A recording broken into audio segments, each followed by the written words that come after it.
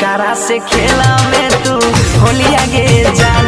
हे गई जान के रंग तो लहंगा तो हर के रंग तो चोलिया के कारा से खेला में तू होलिया गे जान।